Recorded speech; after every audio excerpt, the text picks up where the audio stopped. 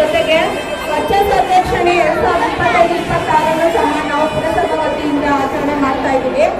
ಇದು ಈ ವರ್ಷದ ಒಂದು ವಿಷಯ ಏನಾಗಿದೆ ಅಂದ್ರೆ ಒಂದು ಇಡೀ ದೇಶದಲ್ಲಿ ನಡೆಯುವಂತಹ ಒಂದು ಸ್ಪರ್ಧೆ ಆಗಿದೆ. ಸ್ವಚ್ಛತೆಯ ಬಗ್ಗೆ ಇರುವಂತಹ ಒಂದು ಸ್ಪರ್ಧೆ. ಈ ಸ್ಪರ್ಧೆಯಲ್ಲಿ ಇಡೀ ನಾಗರಿಕರು ಭಾಗವಹಿಸುವಂತಹ ಒಂದು ಅವಕಾಶ ಇರುತ್ತದೆ.